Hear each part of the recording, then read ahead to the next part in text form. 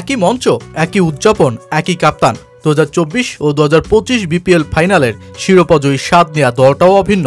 শুধু বদলেছে প্রতিপক্ষ, বদলেছে কিছু ক্রিকেটারদের মুখ।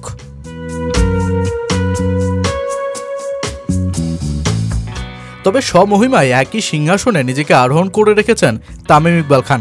বিপিএল এর পরপর দুইবারের শিরোপা জয়ের কাপ্তান যে তিনি। তবে গতবারের চাইতে এবারের বিপিএল ফাইনাল জয়টা তার জন্য বিশেষ। আন্তর্জাতিক ক্রিকেটের মঞ্চের আনুষ্ঠানিক বিদায়টা তিনি আগেই জানিয়ে দিলেও বিসিবির তরফ থেকে সেই আনুষ্ঠানিক বিদায়ের পর্বটা সারা হলো এই মাহেন্দ্রক্ষণেই, গ্যালারি ভর্তি সমর্থকদের মধ্যেই।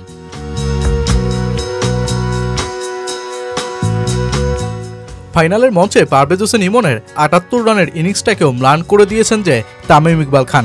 ৫৪ রানের গতিময় ইনিংসের জন্ম দিয়ে বনেছেন ম্যান অব দ্য ম্যাচ, পুরস্কার বাবদ পেয়েছেন ৫ লক্ষ টাকা। টুর্নামেন্ট সেরার খেতাব পেয়েছেন অলরাউন্ডার মেহেদী হাসান মিরাজ। ব্যাট হাতে ৩৫৫ রান আর বল হাতে ১৩ উইকেট নেওয়া মিরাজ ১০ লক্ষ টাকার প্রাইজ মানির অঙ্কটা করে নিয়েছেন একান্তই নিজের।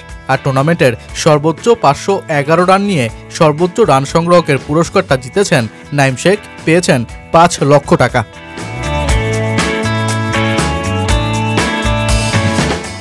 আসরে সর্বোচ্চ ২৫টি উইকেট শিকার করে নিজের জাত চিনিয়েছেন তাসকিন আহমেদ, পেয়েছেন ৫ লক্ষ টাকার প্রাইজ মানি। সেরা ফিল্ডার নির্বাচিত হয়েছেন মুশফিকুর রহিম, জিতেছেন ৩ লক্ষ টাকা।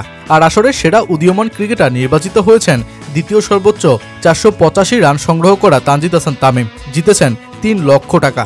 আর ২০২৫ বিপিএল এর শিরোপাজয়ী দল ফরচুন বরিশাল পুরস্কার বাবদ পেয়েছে ২,৫০,০০,০০০ টাকা। রানার আপ চিটাগাং কিংস ১,৫০,০০,০০০, ৩ ও ৪ নং দল রংপুর ও খুলনা যথাক্রমে ৬০ ও ৪০ লাখ টাকার প্রাইজ মানি পেয়েছে।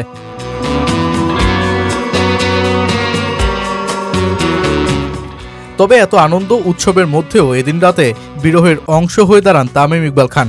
আন্তর্জাতিক ক্রিকেটে আনুষ্ঠানিক অবসর নিয়েছেন আগেই, তবে এদিন বিসিবি বিশেষ আয়োজনে তাকে বিদায় জানায়। নানা ক্রিকেটীয় স্মৃতি শেয়ার করে তামিম যেই মঞ্চে টেনে আনলেন ১৯৯৭ সালের স্মৃতিকেও, ভক্তদের উদ্দেশ্যে করলেন একটা অনুরোধও। বাংলাদেশ যখন শিরোপা জিতল, পুরো বাংলাদেশের উপভোগটা ছিল অসাধারণ। ওই দিনই ঠিক করলাম আমি ক্রিকেটার হব। আমার বাবার ইচ্ছে ছিল একদিন আমি দেশের হয়ে খেলব, কিন্তু দুর্ভাগ্যবশত তিনি আমাদের সঙ্গে নেই। তামিমিয়ান, সাকিবিয়ান, মাশরাফিয়ান বলে কিছু নেই, সবাই বাংলাদেশের সমর্থক। এটা বাংলাদেশের ক্রিকেটকে ধ্বংস করেছে।